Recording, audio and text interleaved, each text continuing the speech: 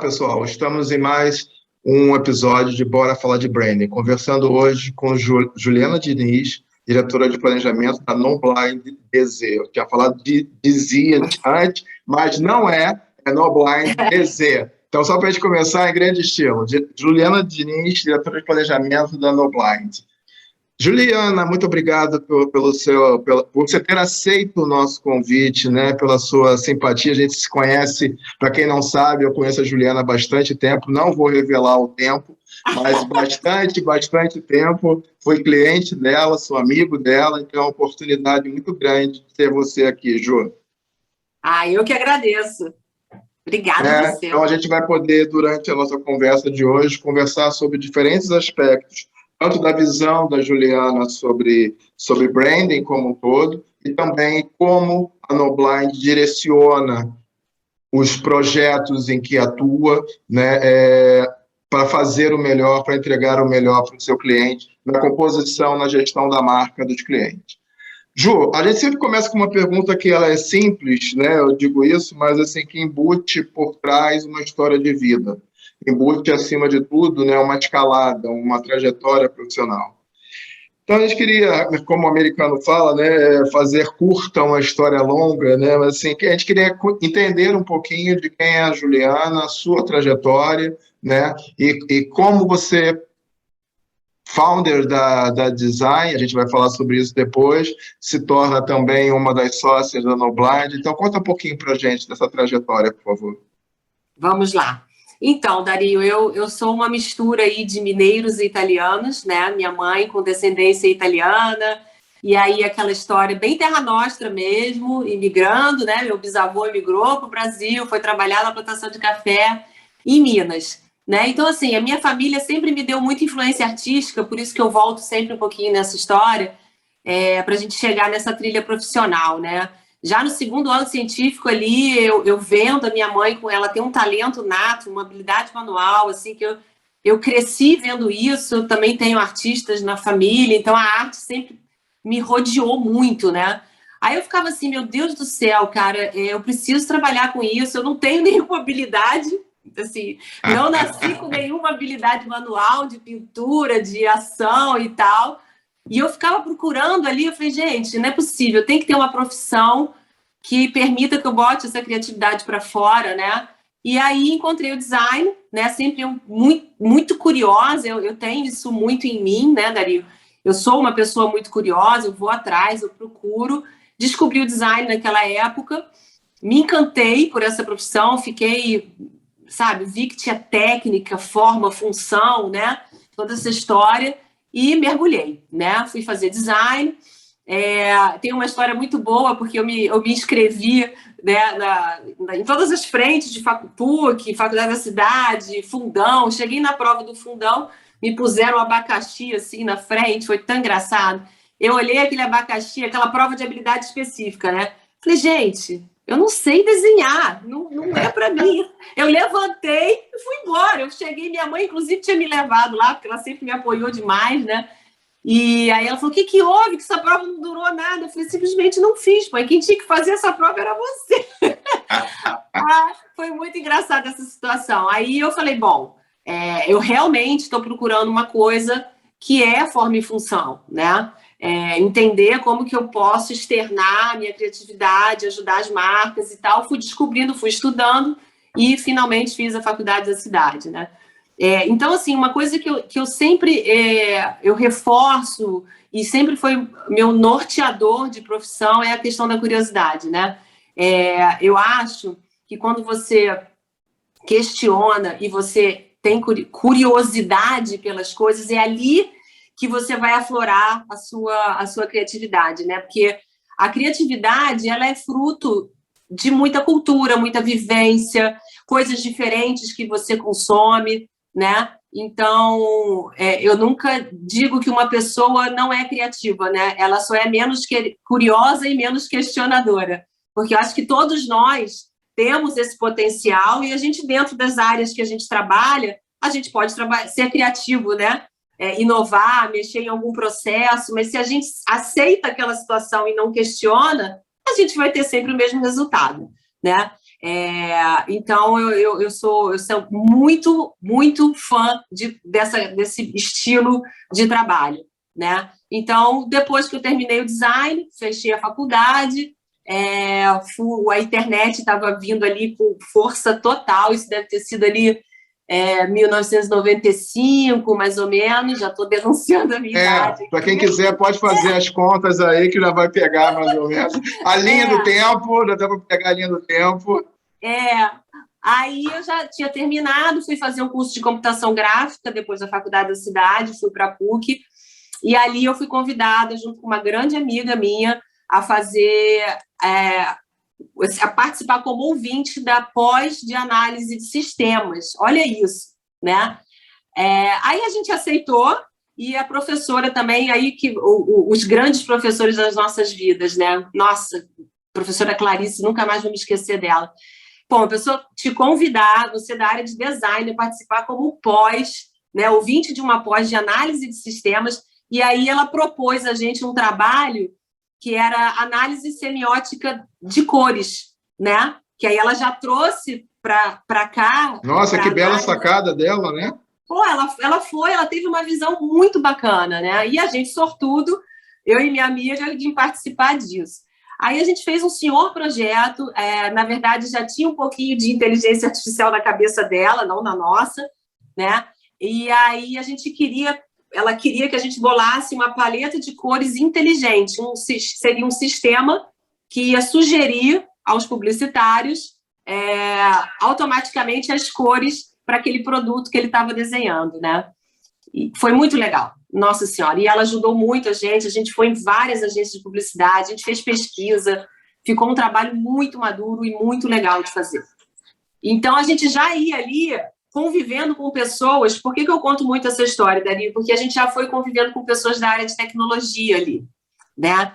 Então, a gente vê muito às vezes, esse gap nesse profissional que trabalha mais com o lado direito do cérebro, com a criatividade e tal, não conversar tão bem com a área de tecnologia. E a gente precisa se misturar, né? Porque a gente também vai ajudar o outro lado a pensar criativamente, né? Então, a gente fez esse trabalho já junto com esse time de análise de sistemas, foi muito bacana. E aí veio a internet, a PUC ali, naquele momento, era o único hub de conexão de internet que tinha no Rio de Janeiro. Então, a gente ia muito para o laboratório, aquilo era encantador, a gente olhava para aquele browser e falava, nossa, gente, o que vai ser o mundo daqui depois disso, né? E aí eu quis, de qualquer maneira, trabalhar com isso. De novo, a curiosidade, né? Eu ficava vendo aquela tela preta de mercado, eu falei, gente, isso tem que acontecer alguma coisa, né? E aí mergulhei, fui trabalhar, meu primo me convidou para trabalhar ele tinha uma empresa de BBS, acesso, discado. Se você não conhece, pesquise no Google o que era um BBS, né? Você já vai ter uma noção, procure saber. E aí a web já estava vindo forte, né? Aí já foi em 96, ele me convidou, eu abri a design, né? E desde lá, já vou fazer aí uns 23 anos, mais ou menos, eu trabalhei forte. O Roberto, que é meu ex-sócio, chegou dos Estados Unidos, a gente se juntou, estudei com ele na faculdade, né? O nosso vínculo era de faculdade, e a gente abriu a empresa juntos. Então, esse é o resumo do meu histórico. Mas vamos respira, vamos só voltar. Você falou uma primeira parte que é da curiosidade. Eu acho que a curiosidade é o melhor de mim também, né? A curiosidade, ela te leva adiante, ela faz você fazer conexões que, às vezes, linearmente você não faria, você, às vezes, acelera o conhecimento, e a curiosidade, como você falou, né? Principalmente quando você se dá o direito, né? Às vezes você não tem condição, mas às vezes você tem condição e você não se dá o direito. Quando você se dá o direito de se expor, eu vou assistir uma peça, eu vou ver uma exposição, eu vou ver um filme que é fora da caixa, não é um filme tradicional americano, eu vou ler um livro, eu vou folhear uma outra revista, o que for, você está se dando ao direito de você ter uma exposição ao novo, e esta curiosidade permite você fazer novas conexões, né? E pegando o que você falou, isso não vale para criativos. Isso vale para criativos, isso Pra vale tudo. para advogados, para dentistas, vale para todo mundo. Né? Então, assim, todo mundo deveria, dentro da sua cota de bem-estar, dentro da sua cota de saudabilidade, se dar o direito de ser mais criativo, né? Se eu vou todo dia por aqui, por que eu não posso ir um dia por ali? Se eu faço assim, por que eu não posso fazer assado? Então, se dar o direito, acima de tudo, de ser criativo. Então, adorei a sua mini e longa história, né? E aí você, só para a gente engatar, aí você, em algum momento, lá junto com o Roberto, né, a quem, quando for para o ar, já mando um abraço, espero que em terras lusitanas você esteja bem, tá? Né? Você foi a founder, né, ou acima de tudo, vamos falar em português, a sócia desbravadora, semeadora do que foi a Design, né? Conta um pouquinho da Design, aonde nós nos conhecemos e também dessa passagem depois do seu período de, não sei se é a melhor expressão, mas de solidão e depois do acoplar no Blind. Conta pra gente, por favor. Então o que acontece, né? A gente estava lá em 96, que foi quando eu desbravei mesmo. Eu sentei numa mesa, só não tô milionária que nem o Jeff Bezos, né? Mas era bem aquilo mesmo. A gente comprava aquela mesinha, botava o computador em cima. Aí eu fui para dentro da BBS, da Imadilink, né? Naquela época, em Ipanema. Para quem não pesquisou, o BBS é o Bullet Board System. Era uma maneira de você se comunicar. Isso. E naquela época ele tinha que comprar linhas telefônicas para... Nossa, gente, o mundo mudou muito rápido. E aí a gente criou essa perna, o gap aí até o Roberto chegar na sociedade foi de 1 ano, pouca coisa, porque ele estava estudando fora. Quando ele chegou, a gente se reencontrou e eu falei, poxa, eu estou trabalhando com isso. Ele tinha ido fazer um curso de multimídia na Califórnia. Aí aquilo deu uma sinergia imediata, né? Ele também queria empreender, então a gente já se conhecendo, porque eu acho que a sociedade tem muito isso, né? A gente precisa confiar muito um no outro, né? Então a gente viu essa sinergia, se juntou em 1997. E aí a Design seguiu junto, né? Firme e forte ao longo desse processo. E a gente sempre muito preocupado, né, Dario, em associar, porque a web ela começou muito informal, né? É um mercado que ele se formou de uma maneira muito desbravadora, porque não sabia o que ia acontecer dali para frente, né? A gente foi desbravando, e isso é assim até hoje, não muda muito, porque você vê, a gente seguiu produzindo sites, depois vieram as redes sociais, então, mal ou bem, são novos mercados que vão se apresentando para a gente, e cada vez mais numa velocidade mais encurtada, né? Então, a gente sempre estava movido a muito desafio e o tempo todo se reinventando, né? E aí o nosso propósito, né, a gente tinha ali um propósito muito claro, que era unir a criatividade, que nós dois tínhamos essa formação, então a Design tem esse nome justamente porque a essência dessa fonética Design, né, que era a fonética do nome, é resolver problemas, né? A função e o nome real dessa formação é resolver problemas de maneira técnica e criativa. Aí você olha e fala, é isso, né? E dali você ter um pensamento orientado ao design, você pensar os seus produtos e suas soluções orientada pelo design, com uma estética bacana, com uma entrega diferenciada, né? E que resolva o problema do nosso cliente. E sempre muito aliado à estratégia. E aí que a gente entra depois nesse viés estratégico que ficou cada vez mais forte aí dentro desse longo período. Mas eu queria só fazer uma intervenção, né? Porque para os não iniciados, design, às vezes você pode ter uma interpretação que é só fazer as coisas mais bonitas. Na realidade, design, como a Ju falou, é, acima de tudo, resolver problemas, é fazer com que elas funcionem de uma maneira melhor.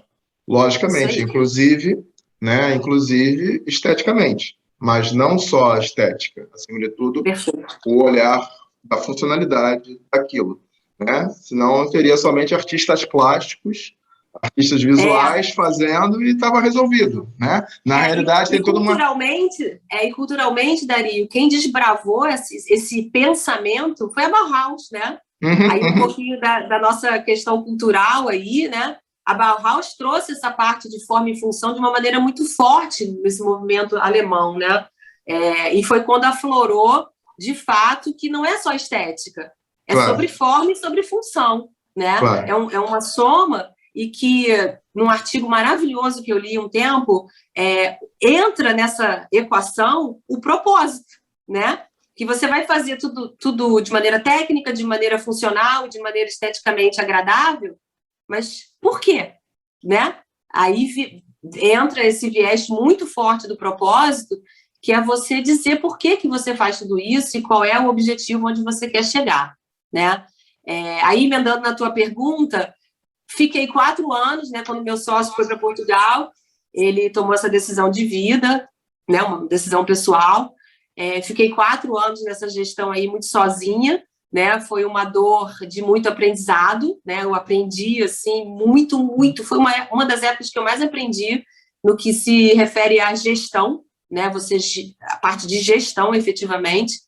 E aí eu como diretora de comunicação lá na Abrad, Associação Brasileira de Agentes Digitais no Rio de Janeiro, muito próxima do Gustavo Pereira, a gente começou a conversar, ele me vendo ali naquela situação, né, com muitas dores, né, ele me convidou para fazer a fusão com a NoBlind, e aí estamos aí há 3 anos de uma fusão que tem um grande aproveitamento de todos esses 23 anos de trabalho, mas também com viés muito forte que eles tinham de dados, né? Então, foi muito oportuno, não foi só uma junção, uma fusão por dor, né? A gente conseguiu enxergar o gap do lado de lá, o gap do lado de cá, né? E juntando isso, a gente construiu os nossos 4 pilares, né? Que são 4 diretorias muito fortes. Eu fiquei com a de planejamento, Gustavo com CRM e e-mail marketing, o Sérgio Chagas com o pilar da performance, que é a parte toda de mídia, né? E resultado, e o André com a tecnologia. Então, a gente tem um pilar muito forte que dá um olhar 360 para esse cliente, para essa marca. Muito maduro, né? Então, assim, eu estou muito feliz mesmo, muito realizada. Que bom, né? Todos merecemos, que bom, tá feliz. Vamos lá, Jô.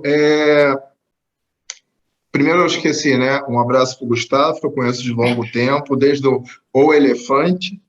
Quais são o nome dos outros? André e... Sérgio Chagas e André. Sérgio e André, um abraço também. Vamos lá. Então, assim, como uma pessoa apaixonada pelo design, né? E para quem já foi meu aluno dentro das minhas aulas de branding, eu digo, acima de tudo, que eu acho que o branding ele é tão fascinante porque você consegue encorpar, aglutinar diferentes disciplinas do conhecimento. Então, é onde o design encontra a estratégia, por exemplo. É onde você olha o comportamento do consumidor, é onde você fundamenta em pilares de comunicação e por aí vai, né? Então, o gestão de marca pode parecer pouco, e é por isso que eu resolvi criar o Bora Falar de Branding, porque é um universo, é uma galáxia. É uma galáxia que várias pessoas olham, às vezes, por um pontinho específico, mas se você der um zoom, ela tem uma enormidade muito grande, né? Então, por isso, começou o Bora Falar de Branding. E aí, Jô, assim, sendo você uma apaixonada como eu do design, do branding, né? Como é que você coloca isso à disposição dos projetos conduzidos na NoBlind? Acho que essa é a pergunta estruturante para a nossa conversa. Isso. O que a gente pensou, né? Quando eu assumo a área de planejamento, eu começo a olhar a marca desde cima, né? A gente tem uma questão no marketing digital, né, Dario, que é a gente ter demandas específicas, né? Aquela história que eu falei um pouquinho atrás, a gente nasceu de uma maneira muito informal, né? Não é um mercado que está estruturado da mesma maneira, né? Então, nós construímos as coisas muito do nosso método, do nosso jeito. Então, como eu tenho esse viés estratégico sempre muito forte e o pensamento, né, o famoso design thinking, a gente pode entrar depois por esse viés, isso me ajuda. A partir de um planejamento estratégico, né, o cliente vai ter um posicionamento estratégico e ele vai ter uma orientação de posicionamento, de branding, de marca, às vezes uns mais, às vezes uns menos, né? Mas vamos ter ou um planejamento estratégico ou um manual, um direcionamento de branding. Aí, partindo disso, que é o insumo que nós temos do nosso cliente, a gente começa a desenhar um plano de marketing digital, né? E esse plano de marketing digital é muito interessante, que quando a gente construiu isso, Dario, a gente percebeu que quando o cliente demandava da gente, ele não alcançava que a gente ia construir uma coisa tão ampla, né? Mas tão necessária para a condução de uma relação de 6 meses, 1 ano, 2 anos, né? Por quê? Posso te interromper? Pode falar. Desculpa de ser deselegante, mas eu queria te dizer, assim... Não temos isso. Eu acho que para quem está nos assistindo, né, que o nosso público é principalmente de pessoas que fazem MBA, que têm interesse de seguir uma carreira como gestor de marketing, né, gestor de comunicação, gestor de branding, também pode ser especificamente um gestor de branding. Isso que a Juliana acabou de falar é um ponto que, assim, fez um pop-up aqui na minha cabeça, né? Porque, assim, muitas vezes, assim, nós vivemos numa sociedade instantânea, a gente vive como falam, né, num mundo líquido, em que todo mundo tem que ser muito rápido, muito ágil, mas, por vezes, lento, assim como menos é mais, às vezes ser um pouquinho mais lento, né, ajuda no sentido de você parar, respirar, botar a bola no chão, em bom dicionário de futebolês, botar a bola no chão e tentar dar um zoom e olhar o todo. Né? O que a Juliana está dizendo para a gente é uma oportunidade aí de a gente pontuar isso, que é assim, às vezes a gente vem e fala de uma parte específica, de uma dor. Eu preciso disso. Na verdade, você precisa disso, mas você precisa disso tudo, né? Então, quando ela diz que ela faz esse processo de baixar a bola, entender que uns mais, outros menos, tem ali um guideline, tem toda uma orientação de branding, ela procura construir essa jornada. Pode ser que a pessoa não venha usar toda a jornada, mas ela está construída, se eu entendi corretamente, ela está construída intelectualmente, está construída conceitualmente, para que depois, se você amanhã não pedir uma chave de fenda, mas pedir um martelo, ela já entendeu aonde elas se encaixam dentro da caixa de ferramenta. E o que é mais incrível, estou falando isso como experiência de alguém que conversa com muitas pessoas, né? Às vezes as pessoas não percebem a caixa de ferramenta. Elas percebem a ferramenta. E aí, ao não perceber a caixa de ferramenta, você não percebe o como elas estão integradas de alguma maneira. Então, assim, só para a gente voltar para a Ju, eu acho que esse é um ponto que, se você não pegou, dá um rewind aí de 2 minutos, né, e pega de novo, assim, o importante é você, sim, atuar na velocidade do mercado, mas, às vezes, é imperativo você conseguir minimamente dar um zoom e entender tudo que se pode. Não é nem tudo que você quer, é tudo que se pode. Uma vez que você entender tudo que se pode, você vai conseguindo encaixar. Desculpa, Ju, mas achei que isso é relevante. Perfeito. Perfeito, você colocou muito bem. E também ele ajuda a gente, Dario, a priorizar. Isso. Né? Eu acho que essa palavra também é importante, porque o marketing digital ele se tornou muito complexo, né? Ele tem frentes, e às vezes também você está ouvindo falar, né? Fica aquele negócio, todo mundo falando, faz isso, faz aquilo, faz isso, faz aquilo. Calma. Primeira coisa, além do planejamento estratégico da diretriz de marca, qual é o problema que você está vivendo? Que problema que a gente está vivendo que é urgente, né? urgente e importante, né? Nossa famosa matriz, né? E aí a gente vai elencar as ações e os planos que são mais urgentes a gente atuar, né? Que às vezes também existe uma visão entortada, né? Porque você está com um problema, mas alguém diz, você tem que fazer isso nas redes sociais. Peraí, aquela famosa, vamos questionar, refletir para questionar, é isso mesmo? Tem como fazer de uma maneira mais ágil, diferente do que o meu concorrente está fazendo? É porque o meu amiguinho está fazendo assim, eu acho que tem que fazer assim, né? Exatamente. E às vezes o amiguinho está todo errado. Exato. E aí nesse nosso plano, né, Dario, a gente faz muito benchmark, a gente olha, até por diferenciação, não é para fazer o que o outro está fazendo, muito pelo contrário, é eu entender o que o outro está fazendo, os outros estão fazendo, para que eu faça de maneira diferenciada e direcionada pelo meu propósito, pelos meus valores, por tudo que está no direcionamento de marca, né? Porque hoje, se você não fizer uma comunicação verdadeira, a audiência sente. Ela sabe que você está copiando o outro, que você está fazendo o que o outro está fazendo. Então, você tem que criar a diferenciação através do seu posicionamento, né?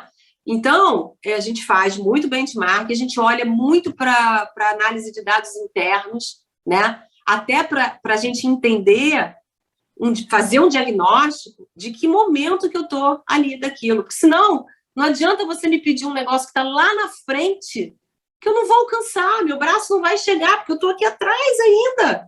Eu tenho um caminho para percorrer, né? E muitas vezes as pessoas não estão antenadas a isso. Por isso que a gente entra com esse planejamento, para a gente entender as tendências, como que está a concorrência, como que está o comportamento desse consumidor. Isso, ainda mais agora em pandemia, né, Dario? A gente mudou, né? Então, eu bato nesse martelo o tempo todo. Na hora que for começar um plano, primeira coisa, entender o comportamento do novo consumidor.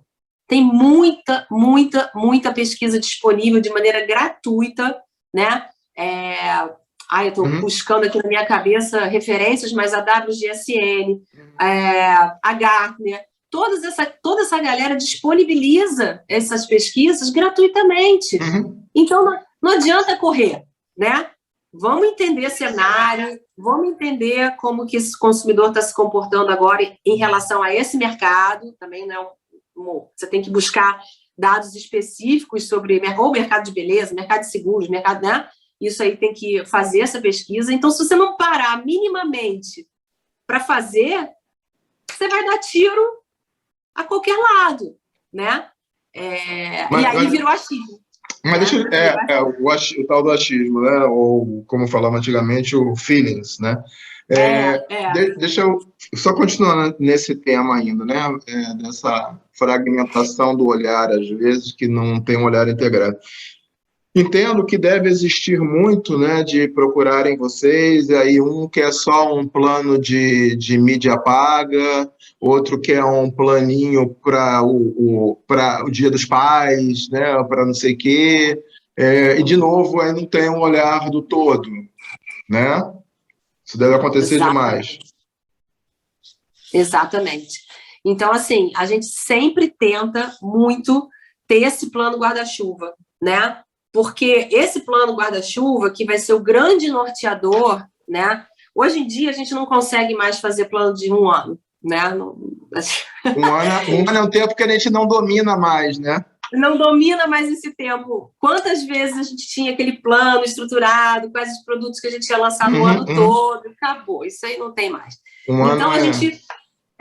hoje a gente olha um universo de 6 meses, ou né? Tri e 6. Olha que já é um desafio, né? Já. E aí, quando, por exemplo, agora em julho, é uma época que a gente fica muito sobrecarregado, né? Porque a gente está fazendo os próximos 6 meses. Mas aí, como eu já fiz em janeiro, a gente reapruma, vê o que fez, o que deu para fazer, o que não deu, e reorienta. Dentro desse guarda-chuvão, tem os nossos subplanos. Então, o que adianta eu pegar, faz meu plano de social? Tá, mas o que você quer fazer? Quais são os seus objetivos? Quais são suas metas? e tal, e eu preciso subir esse degrau de volta, né? Se eu já tiver o plano de janeiro, eu já tenho tudo traçado. Eu só vou revalidar, que acho que é importante, a gente está em um período bem complicado, né? Confirmar se está tudo igual, se é isso mesmo, e retraçar os subplanos, né? Porque isoladamente, de novo, vai ser vazio, vai ser mais do mesmo. Dar continuidade a um trabalho que está sendo feito, mas que você não sabe se está indo na direção correta, né?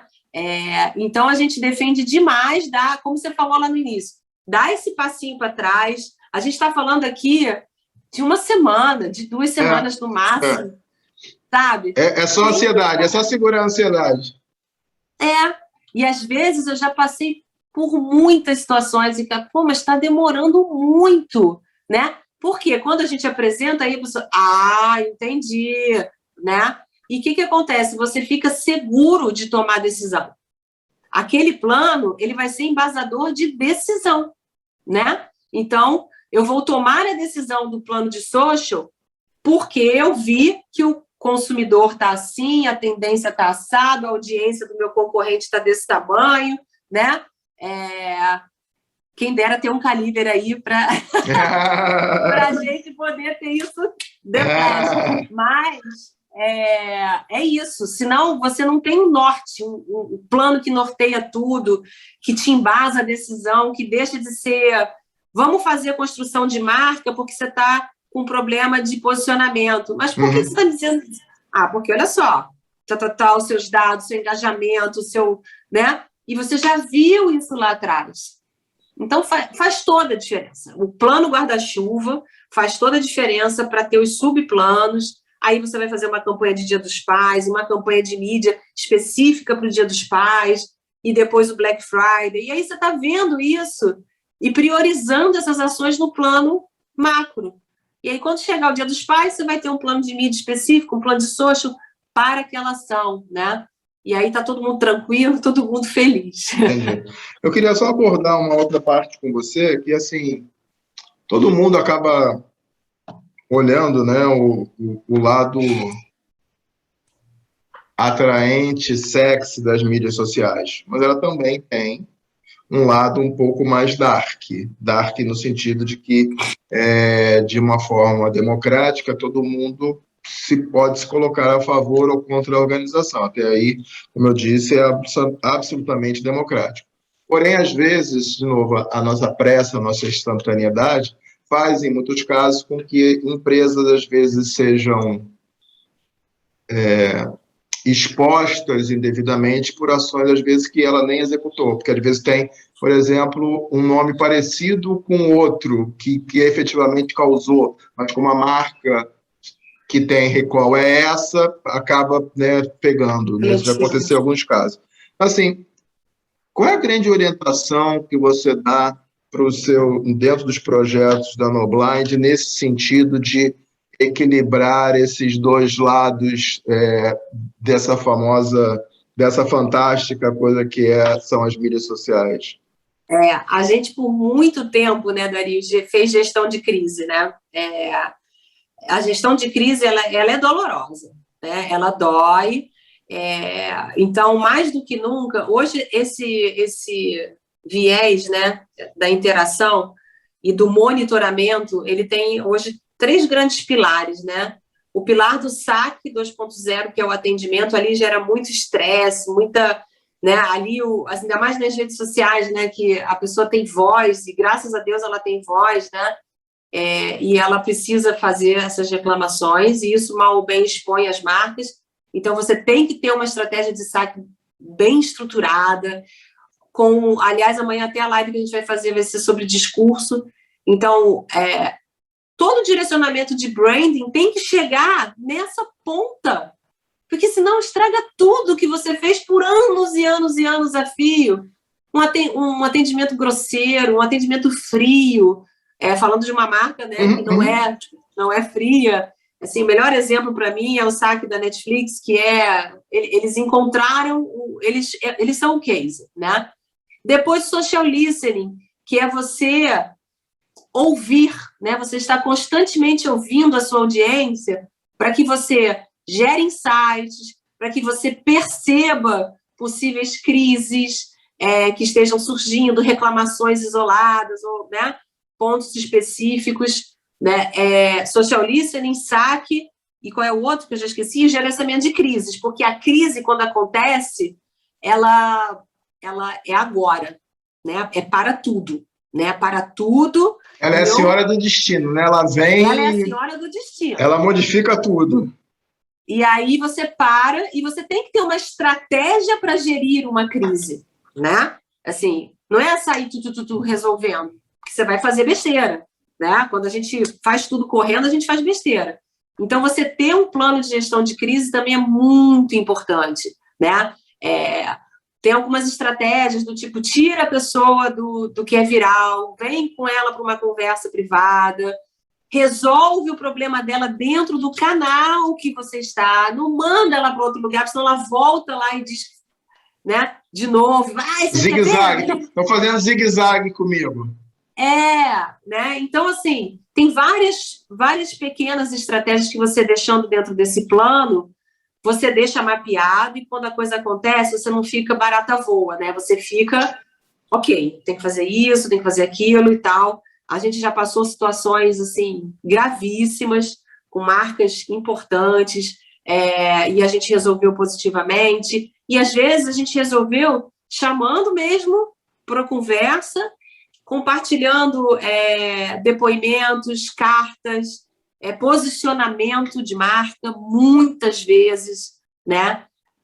E hoje, muitas marcas estão assumindo algumas culpas em função de passados. Bingo! Você sabe que... Bingo! Desculpa, mas assim, tem coisas que... Na semana passada eu terminei mais uma turma da FGV, foi a turma de Brasília, né? E tanto para a turma de São Paulo como a turma de Brasília, eu falei que a comunicação incorporou nos últimos anos uma expressão que não era comum nas empresas. Erramos. Erramos. Eu acho tão bonito, eu acho lindo. Então, mas se você dá um zoom, volta no passado, empresas partiam do princípio de que eram infalíveis, de que não poderiam errar nunca, de que elas sempre estão certas, não sei o quê. Passa um tempo, talvez eu pudesse fazer um corte temporal Lava Jato, porque algumas empresas envolvidas na Lava Jato vieram a público dizer erramos, e agora isso é incorporado até nas mídias sociais de, olha, não foi uma boa sacada, erramos, sabe? Não devia ter feito isso, não devia ter posicionado daquela forma, não devia ter feito esse vídeo, erramos. Mas isso, para quem estuda comunicação, é um fato muito recente. A gente está falando de 4, 5 anos que as empresas passaram a adotar esse posicionamento, e eu também falo, né, também isso não é um livrar-me da culpa, ou seja, não adianta simplesmente falar erramos, mas é uma postura muito madura, mas é uma postura muito madura da organização quando ela assume o erro e, acima de tudo, se coloca à disposição da solução. Eu sempre digo que isso vem de encontro com com o código cultural do brasileiro, né? O brasileiro, ele aceita, eu estou falando de Roberto da Mata, ele aceita o erro. Ele não aceita a intransigência, ou a mentira, ou a arrogância. Né? Cara, errei, eu estava querendo fazer o máximo, errei. Né? E vou consertar o meu erro. O brasileiro entende isso, entendeu? E tem que vir com mudança de atitude de fato. Claro. E aí, assim, eu acho que como assim a gente teve eu acho que isso também ajudou, Dario, porque a gente teve muitas novas questões na sociedade, né? Um caso que eu adoro é o caso da Skol. Eu aqui como mulher, né? A Skol veio a público num vídeo muito bacana pedir desculpas e dizer que a partir de agora ele não vai mais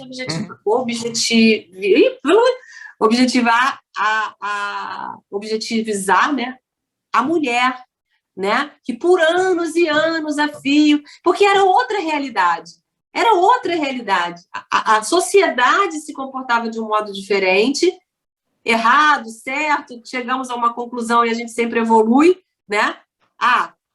Estava errado, e agora ela se posiciona dizendo, eram de uma maneira, não gostamos mais dessa maneira e será diferente daqui para frente.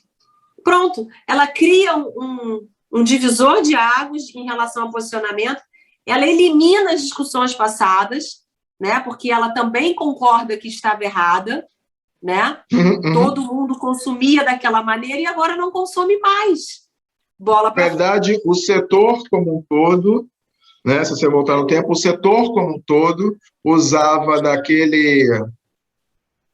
daquela imagem coletiva que se tinha na época, né? Praias, pessoas bebendo cerveja, mulheres, era o estereótipo. Era isso. Né? Aí, de novo, você podia pegar naquela época todos os comerciais da marca A, da marca B, da marca C e da marca S, todas partindo daquilo. Era uma boa música de fundo, eram pessoas na praia felizes bebendo e mulheres, era isso. Assim como muito tempo atrás, era fumo, né, que não tem... Esporte e cigarro. Né, então, né, a gente, como sociedade, a gente evolui. Ju, me diz uma coisa, a gente vive, de novo, né, dentro da sociedade que exige retorno imediato, quer desempenho, quer bater recorde, quer causar, né? Talvez eu pudesse usar essa. E as pessoas ficam muito dependentes da mídia paga. Sim. Que tem a sua função, mas em construção de marca, talvez não seja o que te leva mais longe. É aquele evento que talvez te impulsione mais rápido, mas se pensar como construção de marca, não é aquele evento que te faz cumprir a jornada. Isso. Mas deve vir muita gente para você querendo mídia paga, entendendo que isso resolve os problemas da marca. Conta um pouquinho para a gente, por favor. Então, isso, assim, com a pandemia agravou, né? Porque a concorrência aumentou, o investimento era necessário ser feito, né? Porque crise a gente tem que anunciar mesmo, né? E aí aflorou demais essa discussão. Por quê? Quando você precisa de uma coisa imediata, é só assim que resolve. A gente sabe disso. Só que se você vinha fazendo um trabalho antes, né? Correto, volta à história do plano. Você não pode hoje ter um plano que não trabalhe alcance e construção de marca. Não existe isso. Você tem que ter um trabalho que a gente chama de always on, né? Que está ali constantemente no topo ou no meio do funil, mostrando posicionamento, valores, propósito, construindo um engajamento dessa audiência com a sua marca, porque quantidade hoje em dia não quer dizer nada, né? Perfeito. Você precisa de pessoas conectadas com a sua marca, acreditando no seu discurso, comprando, né, a sua crença, né? Esse cara, você é amigo de alguém porque ele tem as mesmas afinidades, acredita nas mesmas coisas que você, às vezes até não, mas você tem conexão, né? E você só constrói conexão trabalhando storytelling, trabalhando alcance, trabalhando construção de audiência. Então, se você não faz isso, se você quer um resultado agora, só com a mídia, vai ficar caro. Então, você vai pagar alto por uma audiência que você não tem ainda e pronto, você vai ficar escravo disso. Você vai ficar escravo, não tem jeito. Porque cada vez mais você vai ter que segmentar, aquela audiência já te viu, aí você precisa de uma nova audiência, e aí você tem que ir atrás, vai ficando caro, você vai ficando sem fôlego. Quando você vem numa construção de médio para longo prazo, você vai chegar agora e vai pagar mais barato, né? Porque você já tem um grupo de pessoas ali. Aí tua mídia vai ficar mais barata, naturalmente, né? Segunda para quem está nos assistindo, segunda dica da nossa conversa, dá um rewind de novo. Mídia paga não é a solução para todos os problemas. Ela cumpre um papel específico, né? Mas, sim, como ela disse, always on, ajuda on, né? construção da personalidade, storytelling, propósito, valores, demonstrar empatia, construção de comunidades, tudo isso continua fazendo sentido, né? E é branding, né? Eu gosto muito de falar isso. Branding é gerúndio. Você não pode parar, né? Tem que fazer isso o tempo todo. Não, e é interessante isso, porque eu também falo sobre isso, né, nas aulas, porque mas qual é a grande diferença entre o brand e o branding? Aí eu falo assim, imagina que você está numa escada rolante.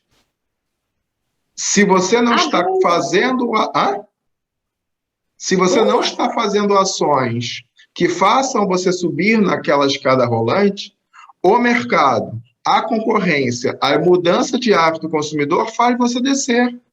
Sim. Boa escada rolante, adorei a escada rolante. Não é isso? Sim, sim. Eu tenho que todo dia alimentar. Porque senão, de novo, eu parei. Não, mas eu já cheguei. Tudo bem, mas amanhã o seu consumidor pensa diferente, depois de amanhã mais ainda, novas tecnologias, os rivais estão fazendo não sei o quê, e isso apareceu um substituto, e agora não é mais dinheiro, agora é Pix, agora não é mais táxi, é Uber, agora não é mais pedir no restaurante, é iFood, você vai perdendo a relevância. E você repara que esses tempos estão cada vez menores. Cada vez mais curtos, né? Por isso que a pandemia deu esse tapa na gente, né? Muitas marcas não estavam prontas. Muitas. Por isso que essa mídia ficou mais cara, né? Porque aí aumentou o investimento, concorrência.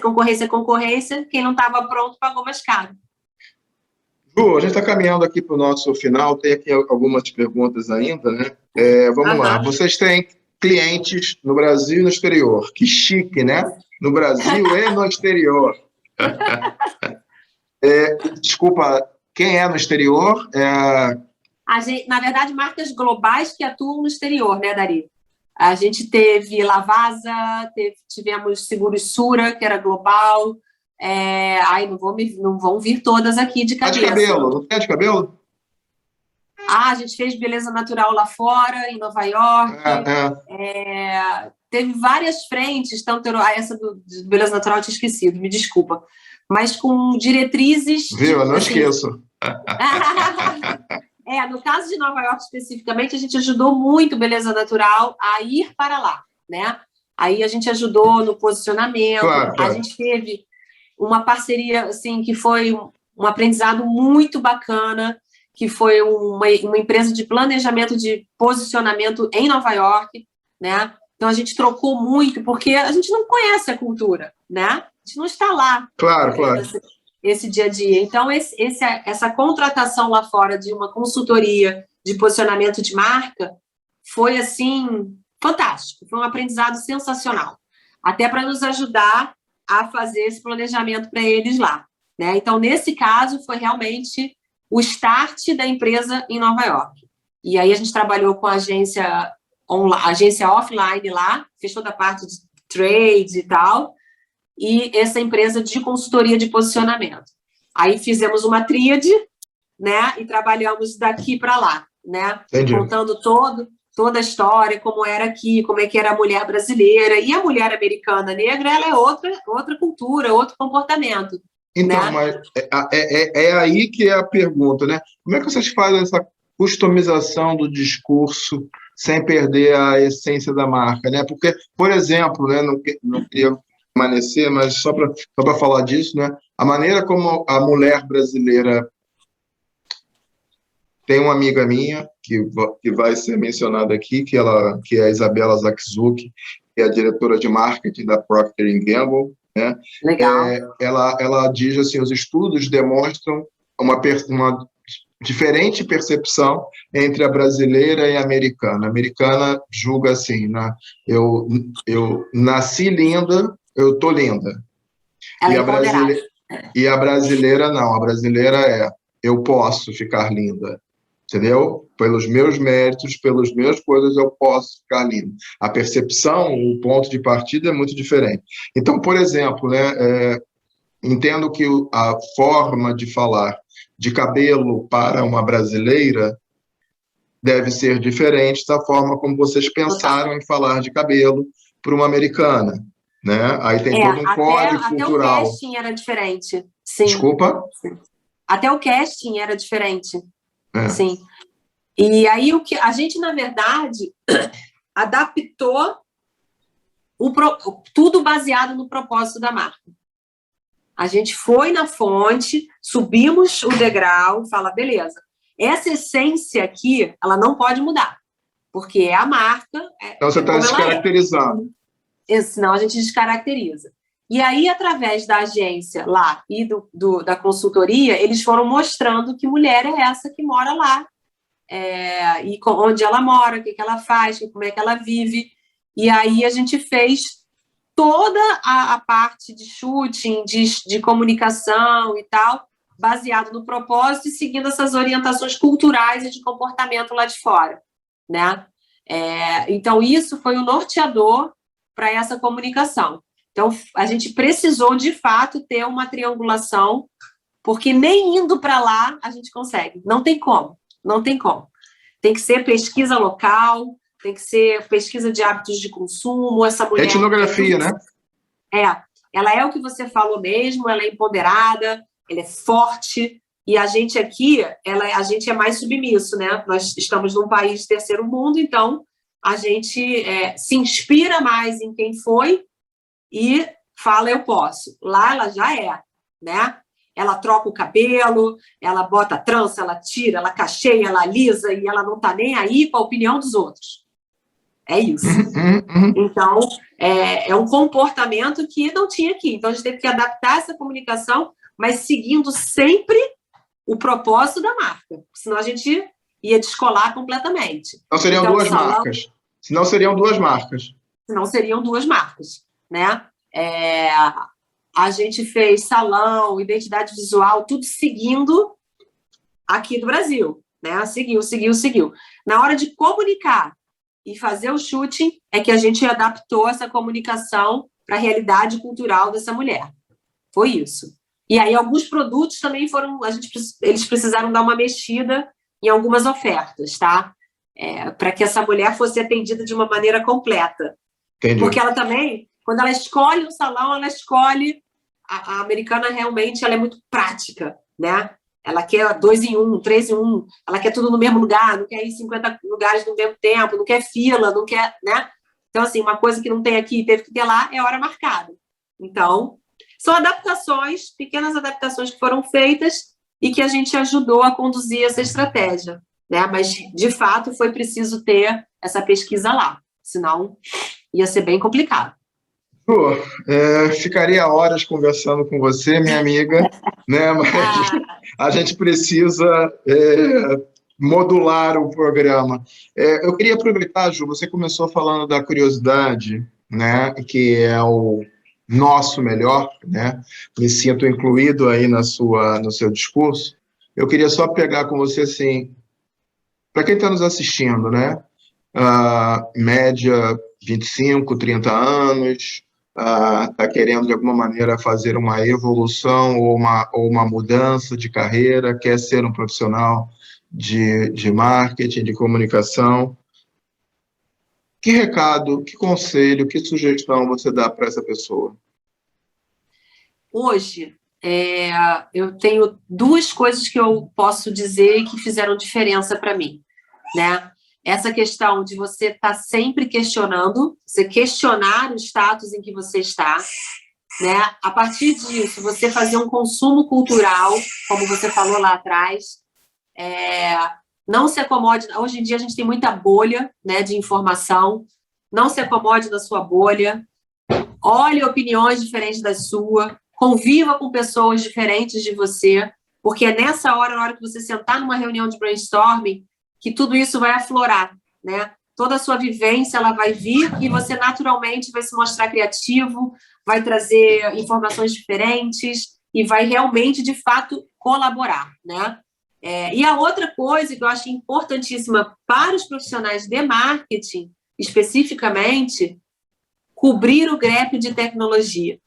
Cubram o gap de tecnologia. Eu conheço, e já conheci, já passou por mim, muitos profissionais que se acomodam e falam, não entendo disso, tem que falar com a TI. Acabou esse profissional, Dari. Esse profissional, ele tem que conseguir dialogar, né? Assim, claro, a gente não vai entender tudo, a gente não vai fazer isso, não é a nossa Você é um técnico, principal. mas não pode não entender do processo. Não, porque hoje, marketing é sobre dados. Ninguém mais toma decisão de marketing e de comunicação sem olhar para o dado, né? Você vai montar uma campanha, você tem que traquear a campanha, botar o pixel, são terminologias que você não pode simplesmente sentar e esperar alguém resolver. Senão você não vai conseguir nem conversar, né? Porque você vai interagir, no caso, se você contrata uma agência e tem uma área de TI interna, você vai ter que interagir com essa agência, você vai ter que botar eles em comunicação. Quantas vezes você vê o marketing brigando com a área de tecnologia? Isso deixou de ser um afastamento para ser uma integração. Essas áreas têm que trabalhar juntas, senão vai ser tudo o dobro do tempo, vai ser cansativo, né? E quando você tem esse diálogo fácil, ficam até um fã do outro, né? Ai, esse cara me ajuda, graças a Deus. Então é isso, questionar, ser curioso, consumir cultura e acabar com esse gap de tecnologia que não tem mais espaço para isso, não tem mesmo. Pessoal, com isso, a gente termina mais uma conversa do Bora Falar de Branding, conversando hoje com a Juliana Diniz, ia falar design, ficou na minha cabeça, com a Juliana Diniz, diretora de planejamento da Noblind DZ, ex-semeadora, descobridora, sonhadora da design.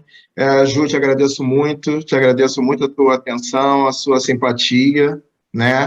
Aprendi um pouquinho mais de você, da sua cultura italiana e mineira, então, né? E acima de tudo, com seus aprendizados.